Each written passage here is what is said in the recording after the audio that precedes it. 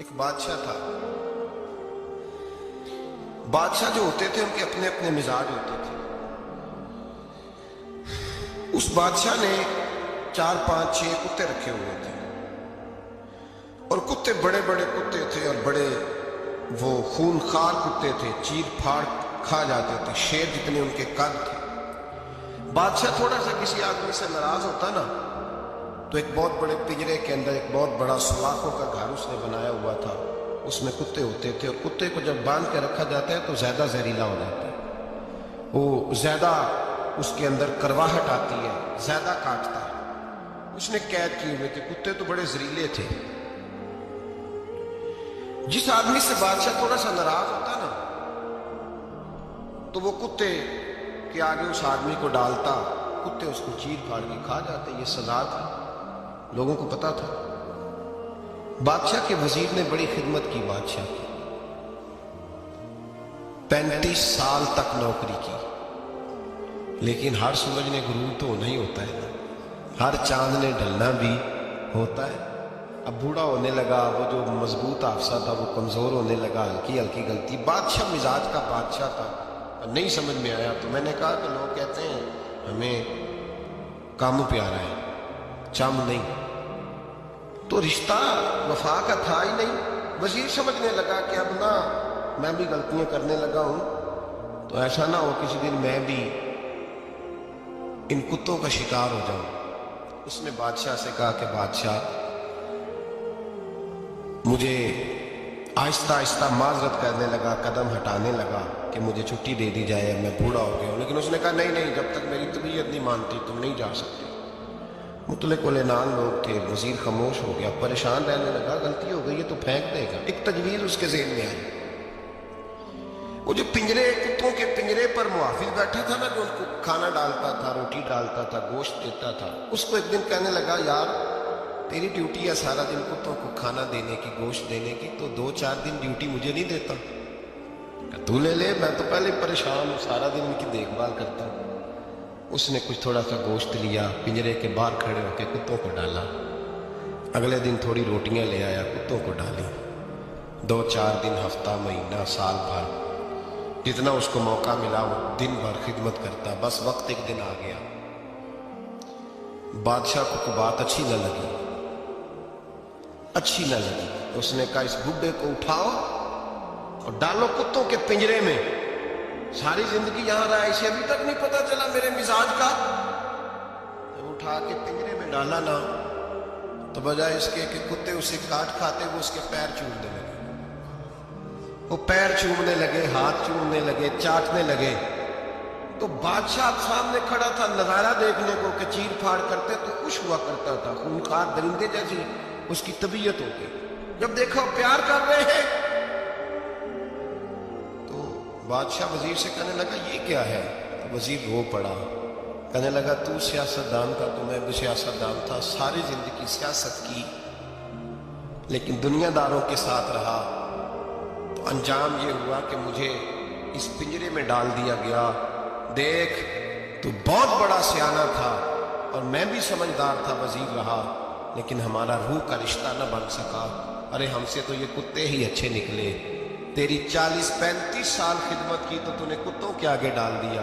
انہیں تو چند مہینے روٹی ڈالی ہے, میرے وفادار ہو گئے. چند مہینے روٹی, جنہ تنا وچ عشق نہ رچیا کتے نہ تھی چنگے.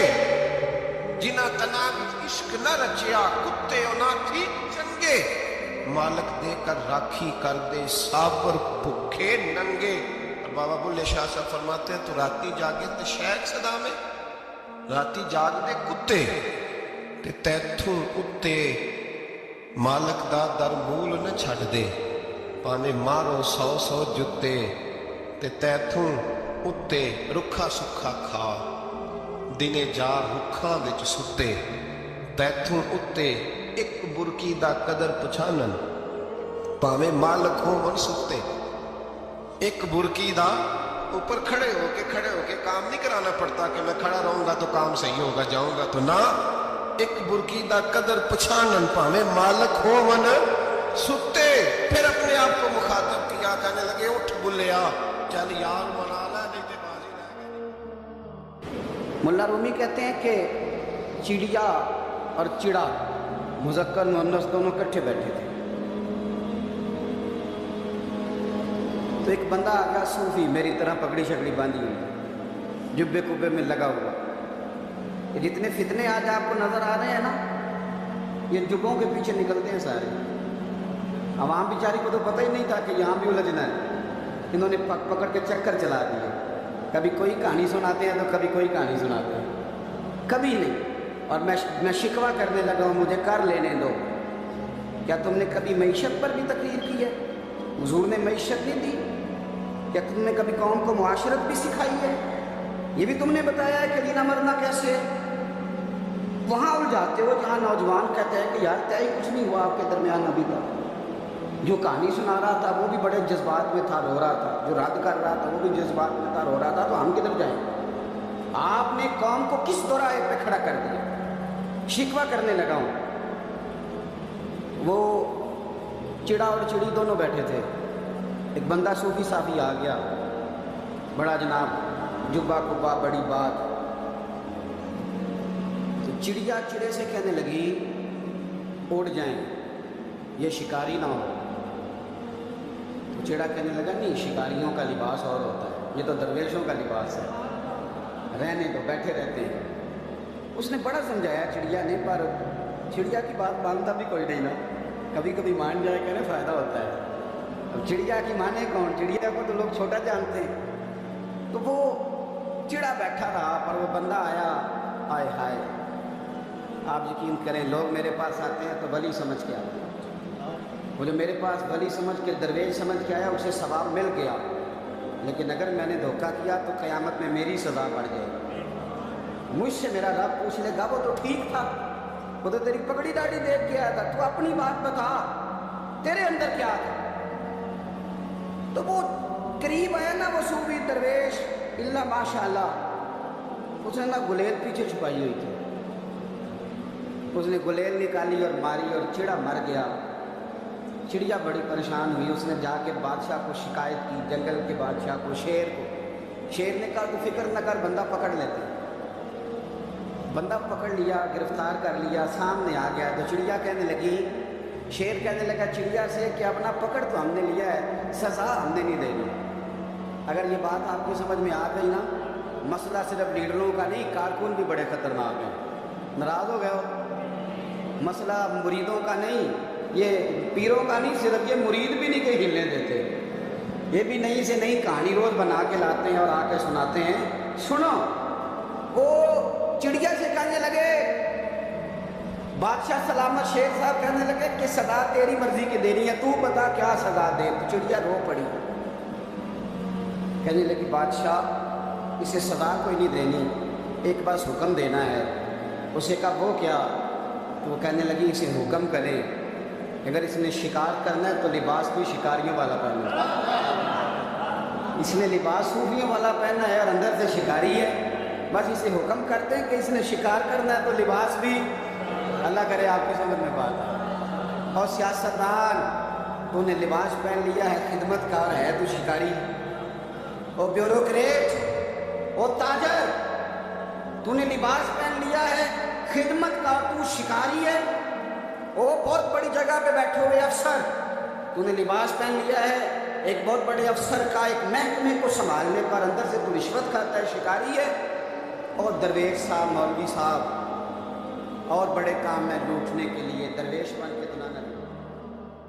आपकी तबीयत के अंदर दौलत से बेजारी, हजरत अबू दरदा, हजरत अबू मूसा अशरी, हजरत अबू हुरैरा रदी अल्लाह ताला अन्हु, ये समझ ले उनके क्लास फेलो थे, उनके साथ पढ़ा था इन्हें। हजरत अबू ज़र गिफ़ारी इन पर भी जलाल करते। आप यकीन करें कि तबीयत ना ऐसे कैफ में आ गई इनको पढ़ के।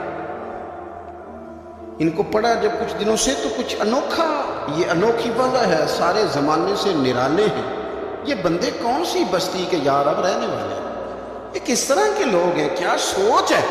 हजरत अबू दरदा रज़ी अल्लाह ताला अन्हु के घर के करीब से गुजरे तो हजरत अबू दरदा मकान बना रहे थे। क्या जुमला कहा, तड़प गई रूह। फरमाने लगे अबू दरदा, तुझसे मुझे ये उम्मीद नहीं थी यार। فرمایا کیا ہوا؟ فرمانے لگے اب تیرا مکان بنانے کے لیے بھی اللہ کے بندوں کی پشتوں پر اینٹیں رکھی جائیں گی. تیرا مکان بنانے کے لیے رب کے بندوں کی پشتوں پر اینٹیں تیرے لیے. حضرت ابو درداء نے گردن جھکا لی. فرمایا یار جہاں تو ہے نا تو بالکل ہی ٹھیک کہتا. کیوں؟ میرے نبی پاک صلی اللہ علیہ وسلم نے فرمایا اس زمین کے اوپر اور آسمان کے نیچے ابو ذر غفاری سے سچا بندہ کوئی نہیں، ان سے زیادہ سچا. فرمایا تو ٹھیک کہتا ہے یار، صحیح کہتا ہے. حضرت ابو موسیٰ اشعری رضی اللہ تعالیٰ عنہ کو گورنر بنا دیا گیا عراق کا. اب حضرت ابو موسیٰ اشعری صحابہ میں ایک بڑے جلیل القدر صحابی ہیں، اور ان کی عظمتیں، رفعتیں، بلندیاں کیا کہنا، بڑی گہری دوستی تھی. لیکن جب وہ گورنر بن گئے نا تو آپ نے فرمایا بس بھائی اب تو نے عہدہ لے لیا ہے، یہ بندے کو ٹھیک نہیں رہنے دیتی تھی، اب تو عہدے میں چلا گیا. بڑی مدت کے بعد ملاقات ہوئی حضرت ابو موسیٰ اشعری کے ساتھ. وہ دوڑ کے آئے حضرت ابو ذر غفاری کے گلے ملنے، میرا بھائی میرا بھائی. فرمایا پیچھے ہٹ جا، میں نہیں تیرا بھائی، تو گورنر ہے، میں غریب آدمی ہوں، اپنا کام کر.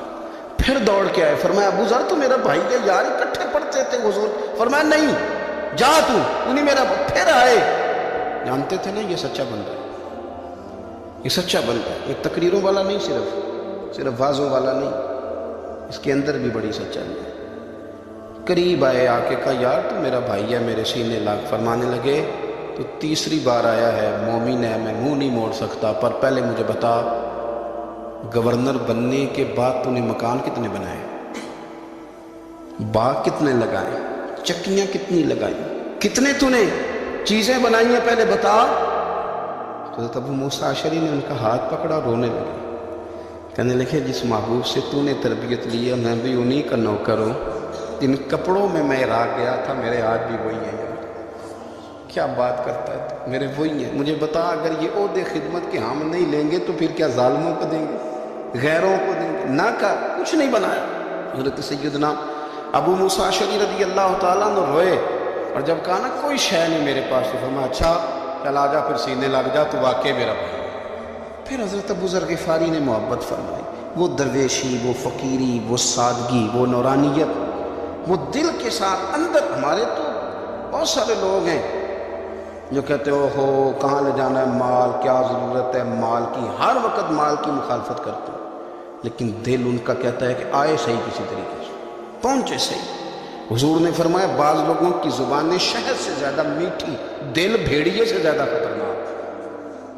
اوپر سے کہہ کچھ رہے ہیں، اندر حالات کچھ اور ہیں.